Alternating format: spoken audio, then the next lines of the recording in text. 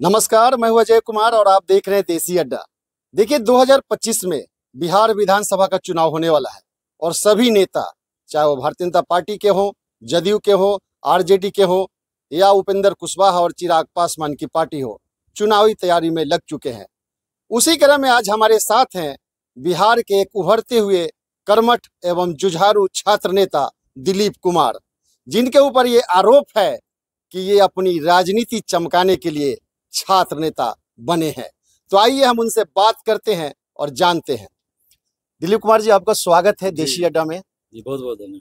आप पे आरोप है कि आप जो ये छात्र नेता का राजनीति कर रहे हैं और नेतागिरी कर रहे हैं, भविष्य में आप चाहते हैं कि हम बिहार के नेता बन के उभरे, क्या ये सही है? देखिए, सबसे पहली बात कि अगर ये सही भी है तो इसमें कोई दिक्कत नहीं होनी चाहिए, क्योंकि आप देखिए अभी बिहार में पिछले 30-32 साल से जो सरकार चल रही है वो तो छात्र आंदोलन की ही उपज है। चाहे वो लालू जी रहे हों, नीतीश कुमार जी हैं, या रविशंकर प्रसाद जी हों, रामविलास पासवान जी थे, सुशील मोदी जी थे, सब तो छात्र आंदोलन की ही उपज है। तो आखिर ये छात्र संगठन जो बनता है तो किस लिए बनता है? और आप देखिए पूर्व सुप्रीम कोर्ट के पूर्व जो चीफ जस्टिस थे एन.वी. रमन्ना जी, उन्होंने क्या कहा कि बरसों से छात्रों के बीच से कोई नेता उभर कर नहीं आया है। यानी उन्होंने अपना दर्द जाहिर किया कि छात्रों के बीच से नेता उभरना चाहिए, क्योंकि अगर छात्र के बीच से कोई नेता उभरता है तो इसका मतलब है कि वो संघर्षशील होगा, उसने संघर्ष किया है। और अभी जो देखिएगा आप कि नेता का बेटा बेटी पोता पोती नाती नतनी को टिकट दे दिया जाता है। लंदन में पढ़ रहा है, कोई कहीं पढ़ रहा, अचानक आया यहाँ टिकट मिल गया। जनता की भी मजबूरी है, पार्टी के आधार पे या किसी आधार पे टिकट वोट दे दिया, जाति के आधार पे वो जीत गया, जाके मंत्री बना दिया, कुछ बना दिया, और कभी संघर्ष नहीं किया ना जनता के बीच गए। तो अगर ये आरोप भी हम पे लगता है तो हमें कोई इसमें ये नहीं लगता है, लेकिन हाँ, मैं अपना पक्ष तो रखूंगा ही।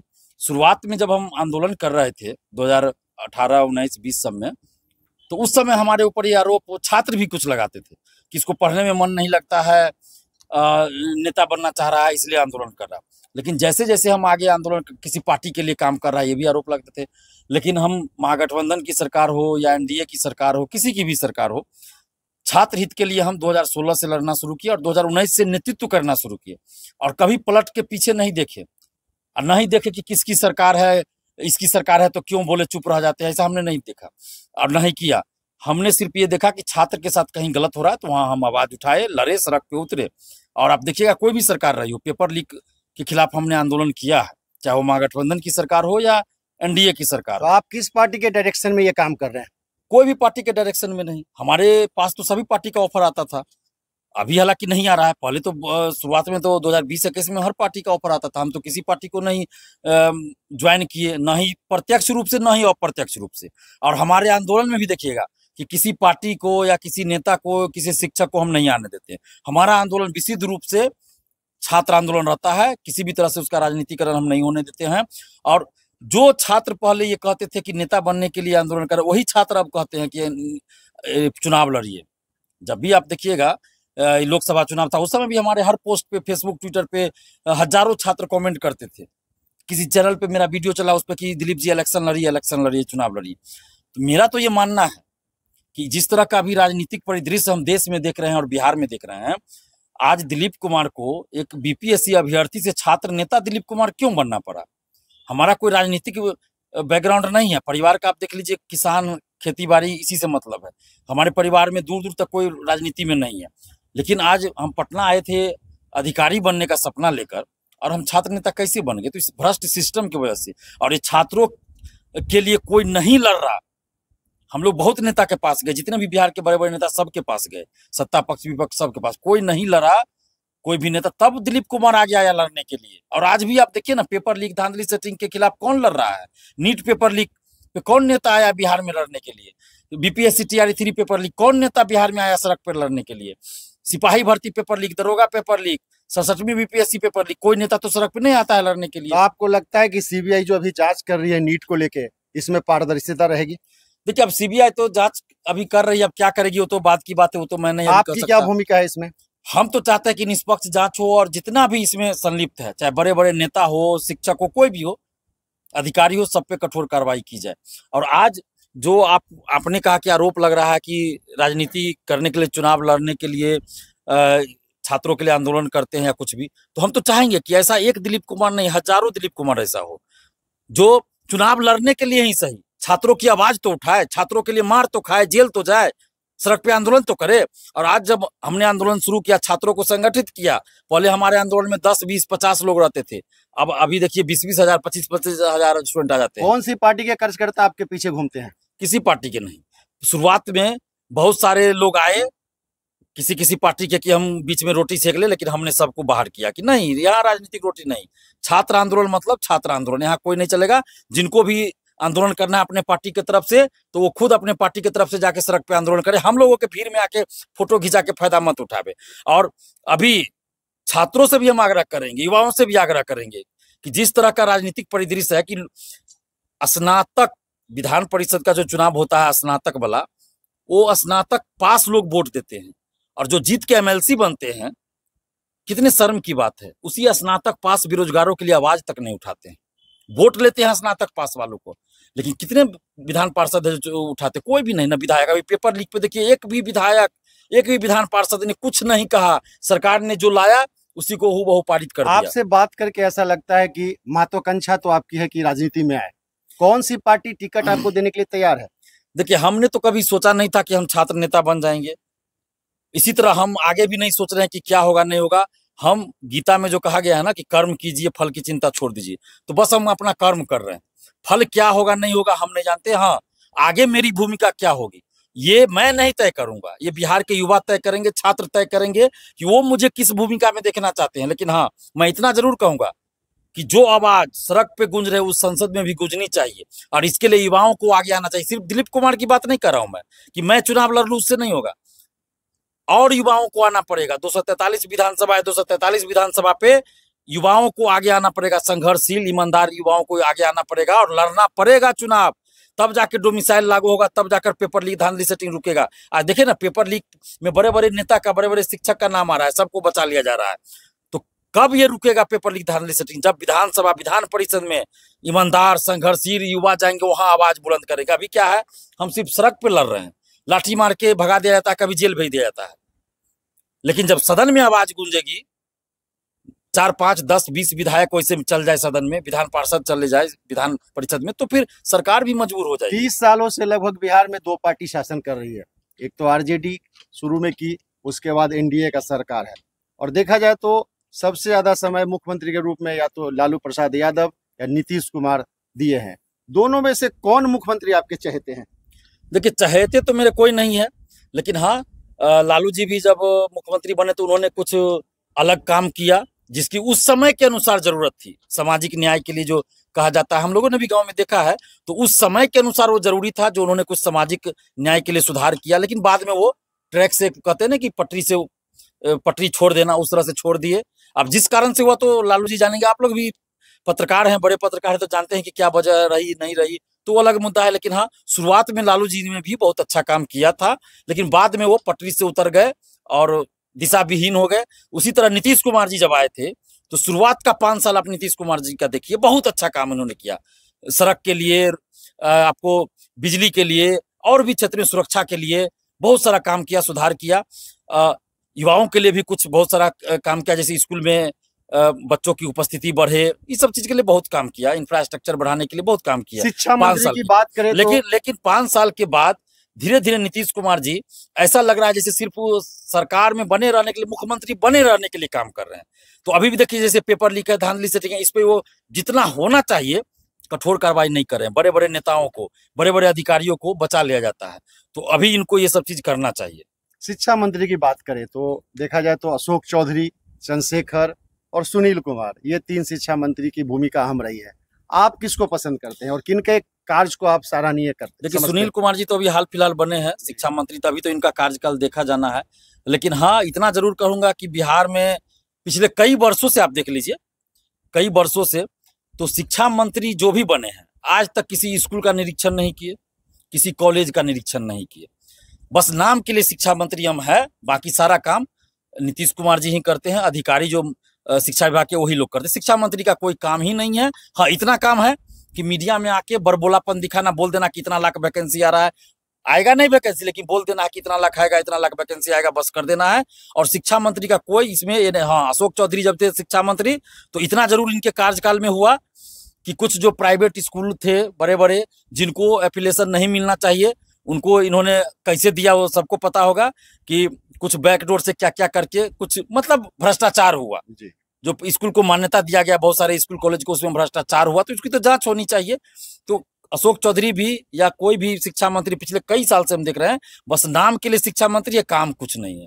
शिक्षा विभाग के जो प्रशासनिक पदाधिकारी हैं, 2-3 का नाम आता है, आप ले लीजिए, जैसे के के पाठक हो गए, सिद्धार्थ जी हैं या आनंद किशोर जी हैं। आप किसको पसंद करते हैं? देखिए, या इन तीनों में से बिहार के लिए सबसे अच्छा काम किसने किया? देखिए अभी अगर आप कहिएगा कि सबसे ज्यादा, इसमें मैं बोल सकता हूँ खुलेआम, जी। मुख्यमंत्री वाली बात, शिक्षा मंत्री वाली बात में तो नहीं, लेकिन इसमें बोल सकता हूँ सबसे ज्यादा किसको हम पसंद करते हैं। तो सबसे ज्यादा हम एस सिद्धार्थ जी को पसंद करते हैं, जो अभी वर्तमान में शिक्षा विभाग के प्रमुख सचिव है। क्योंकि इनका देखिएगा दिखावा नहीं करते हैं, ये बस अपना काम करते हैं। बहुत ही ईमानदार व्यक्ति हैं, ईमानदार व्यक्ति में बोल रहा हूँ, ईमानदार व्यक्ति हैं और अफसर भी ईमानदार है।